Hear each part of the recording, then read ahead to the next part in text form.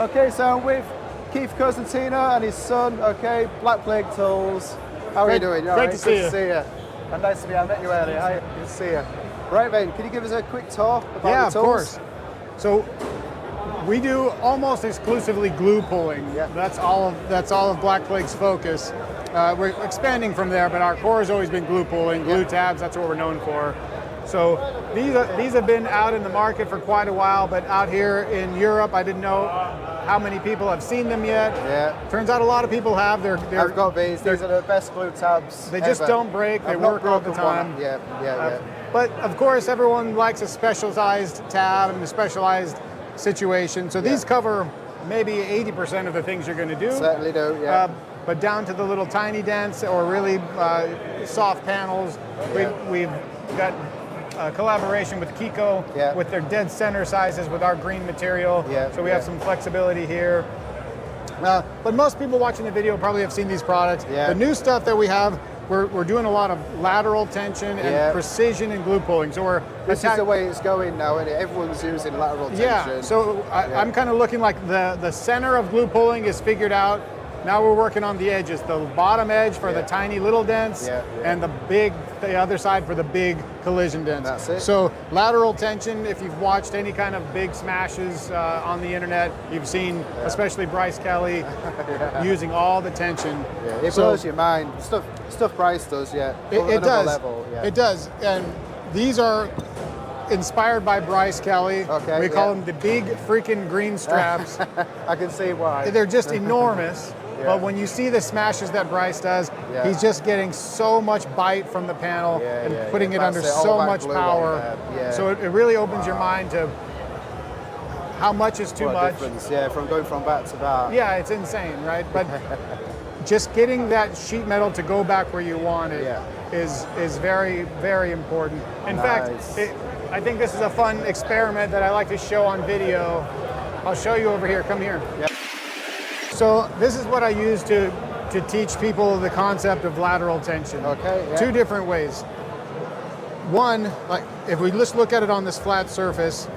So it's totally flat. Certainly flat. When a panel gets crushed, we'll do it this way. If this represents the panel, right? When you drive your hand into it like it's getting backed in, you see it brings my hands in.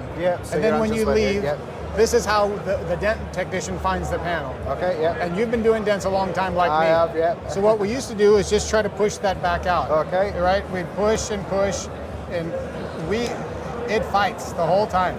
So we got highs and lows. And it's still locked in. And we would still crunch it and make it flat. Just try our best. But now, when we just put the edges back where they came, the panel's now off tension and the dents become easy. Exactly, So it's so simple, but it's there staring us in the face. Right. But we've just missed it, haven't we? And to look at it this way, we're only maybe moving that panel a millimeter.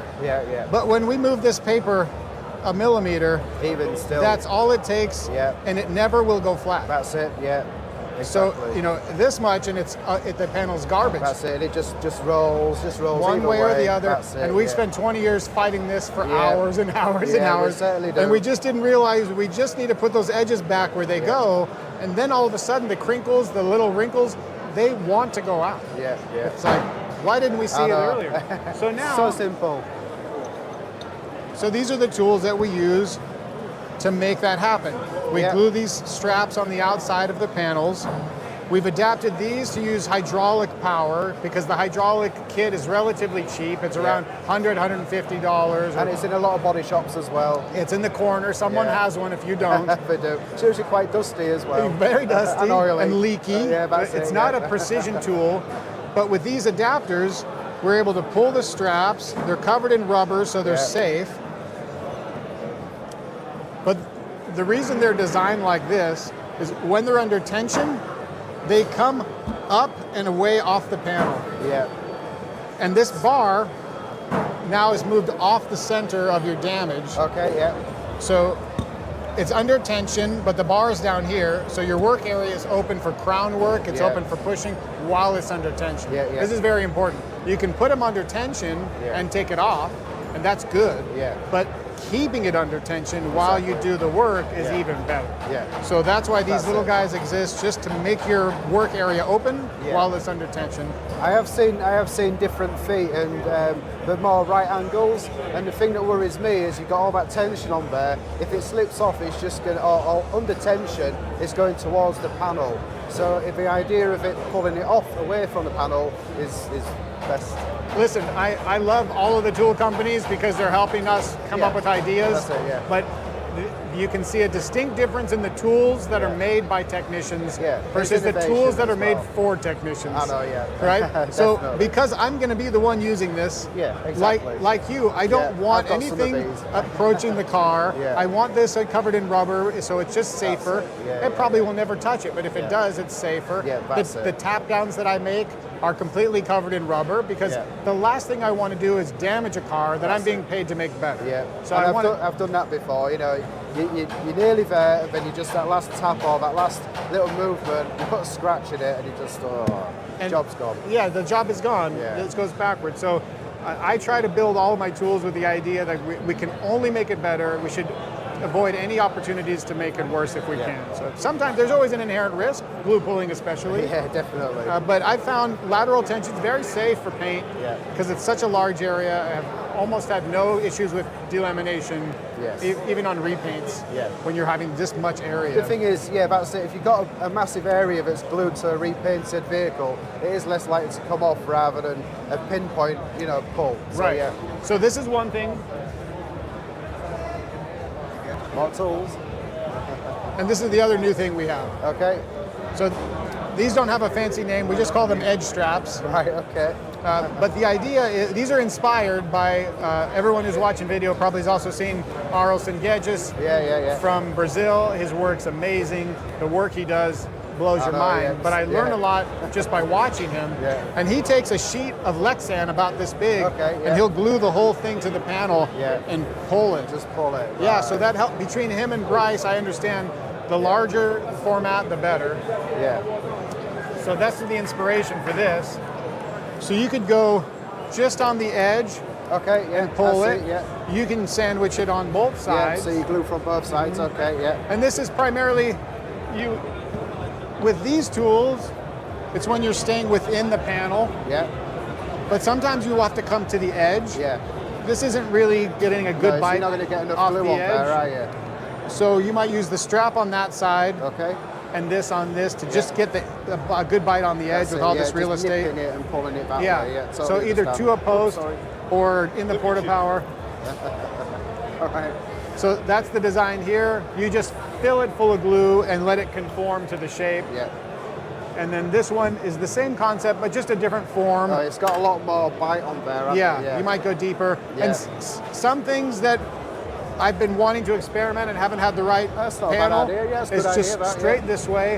Imagine a softer quarter panel or fender that's been kicked or bounced into by a whole body. It's caved, but not dented specifically.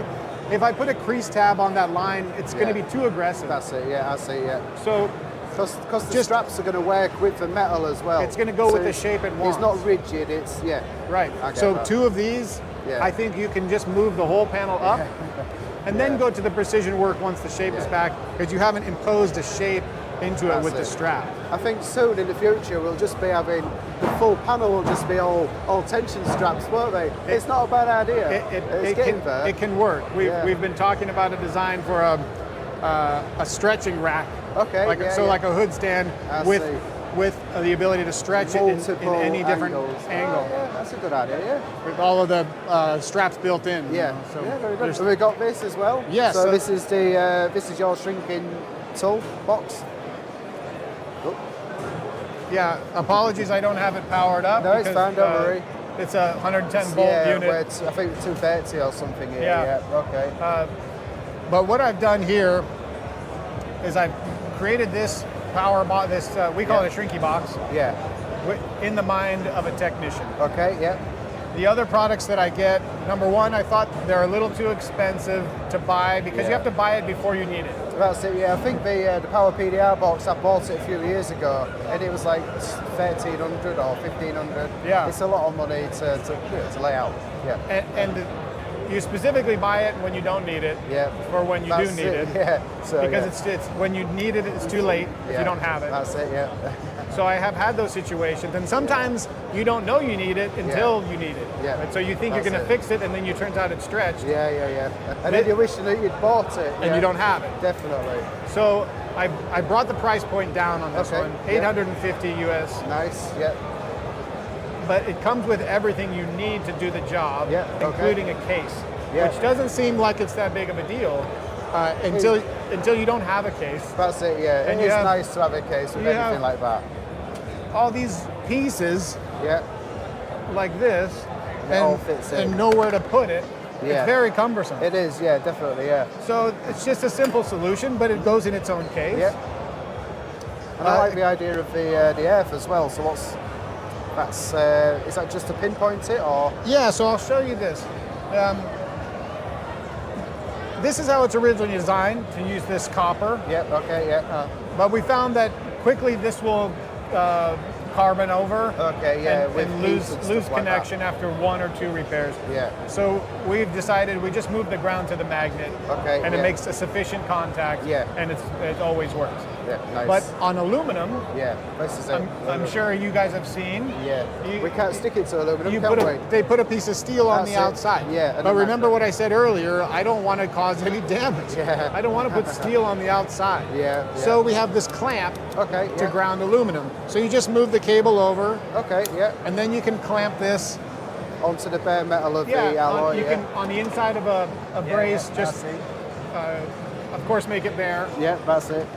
So this is for grounding aluminum. Excellent. You can use it for steel, of course, as well. But the magnet just depends is easy. where you're going to stick the earth to it. The other thing is, of course, you have to expose the back of the metal to use this. PDR techs don't have harsh sandpaper or wire wheels. We don't use those products. No, because you don't need to take the paint off, do we? Yeah. So there's a set of 5 different wire wheels that comes with it. Yeah, I see those. Yeah.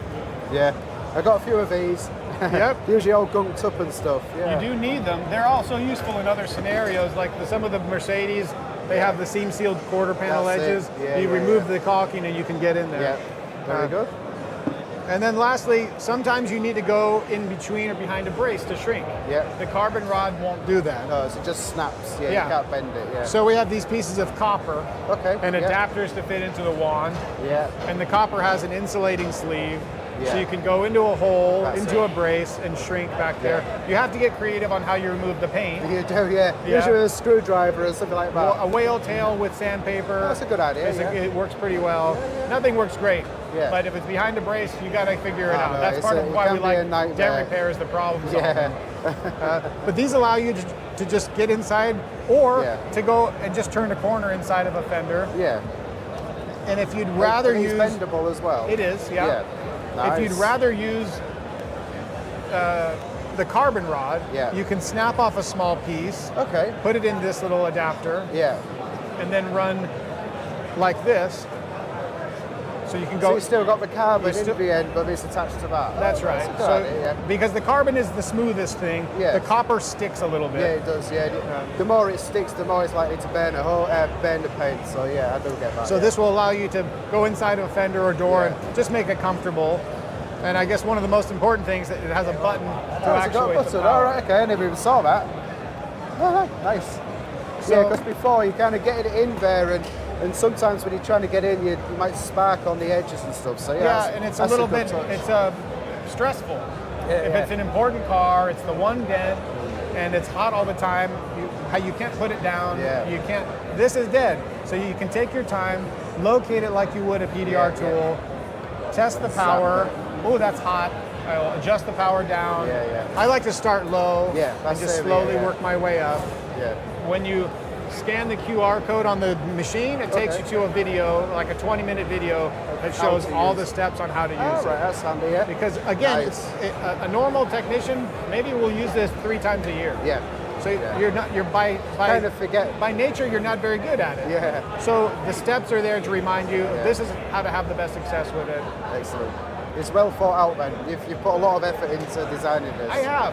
I want it to be able to be the most useful for a tech. So make it affordable, make it easy to use, have everything I need.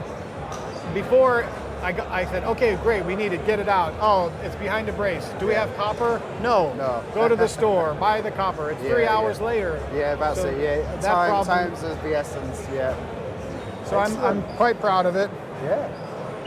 Thank you very much. That's the Shrinky Box SP4. Right, excellent. Well, thank you very much. Thanks for giving me a tour of your stand. Oh, it's my pleasure. Always great to see you. Very informative and talented man. Cheers. Thank you for all your videos. They're fantastic. No problem. Yeah. You're doing a great service to the industry, but I know how much time it takes to set them up properly. And from I have a retail shop, and I understand now, trying to make video, how challenging it is to do a great repair and capture it. Film it as well. Because your face needs to be right where the camera goes. It does, yeah. and what I do is I tend to film it with the camera in front of me, and then I'll take it away, do a little bit, and then I have a camera. This is why I brought Georgie behind the camera today. She's doing a super job. The unsung hero. Thank you very much. Thank you. Take care. Cheers. Cheers. Bye bye.